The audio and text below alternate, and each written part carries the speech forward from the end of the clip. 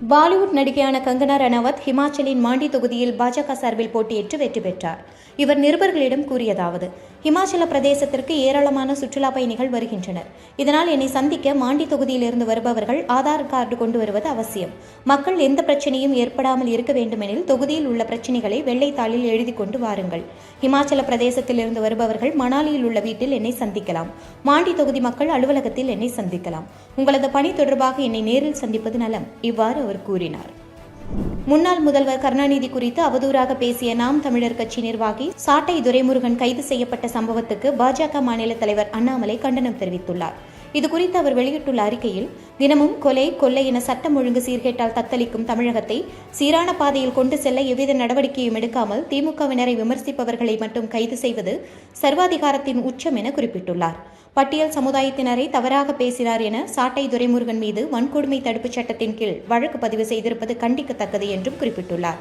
சாட்டை துரைமுருகன் பேசிய அதே வார்த்தையை பயன்படுத்தியதற்காக மறைந்த தந்தை கருணாநிதி சார்பில் முதல்வர் ஸ்டாலின் மன்னிப்பு கேட்பாரா என்றும் அண்ணாமலை கேள்வி எழுப்பியுள்ளார். டில்லி அரசின் மதுபான கொள்கை முறைகேடு தொடர்பான வழக்கில் டில்லி முதல்வர் கெஜ்ரிவால் கைதாகி திகார் சிறையில் அடைக்கப்பட்டுள்ளார். முதலில் அமலாக்கத்துறை கைது செய்த நிலையில் பிறகு அவரை சிபிஐ அதிகாரிகளும் கைது செய்தனர். தற்போது அவர் சிபிஐ காவலில் உள்ளார். கெஜ்ரிவால் ஒரு மாநிலத்தின் முதல்வர், மக்களால் தேர்ந்தெடுக்கப்பட்டவராக உள்ளார். அவருக்கென்று சில உரிமைகள் உள்ளன. அப்படிப்பட்டவர் 90 நாட்களுக்கு மேல் சிறையில் இருக்கிறார். இவற்றையெல்லாம் கருத்தில் கொண்டு கெஜ்ரிவாலுக்கு இடைக்கால ஜாமீன் வழங்குகிறோம். இவ்வாறு நீதிபதிகள் தங்களது உத்தரவில் தெரிவித்துள்ளனர். மேலும் சட்டவிரோத பணவர்த்தனை சட்டப்பிரிவு 19 படி கைது செய்யப்பட்டது தவறானது என கெஜ்ரிவால் தாக்கல் செய்த மனுவை உச்சநீதிமன்றத்தின் பெரிய அமர்வு விசாரிக்கும் என்றும் நீதிபதிகள் தங்களது உத்தரவில் கூறியுள்ளனர். சிபிஐ தரப்பிலும் அவர் கைது செய்யப்பட்டுள்ளதால் அதிலும் ஜாமீன் கிடைக்காமல் கெஜ்ரிவால் வெளியே வர முடியாது. சமீபத்தில் நடந்த ஆந்திர சட்டசபை தேர்தலில் ஜெகன்மோகன் ரெட்டி தலைமையிலான OSR காங்கிரஸ் கட்சி படுதோல்வியை சந்தித்தது. தெலுங்கு தேசம் அபார வெற்றி பெற்று முதல்வராக சந்திரபாபு நாயுடு பதவியேற்றார்.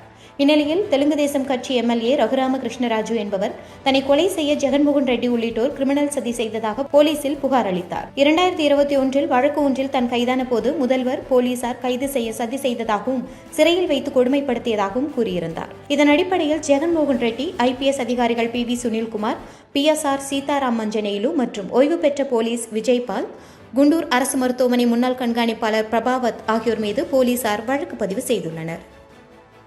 இதுபோன்ற செய்திகளை மேலும் தெரிந்து கொள்ள எங்களது YouTube, Facebook மற்றும் Twitter ஆப்களை சப்ஸ்கிரைப் செய்யவும்.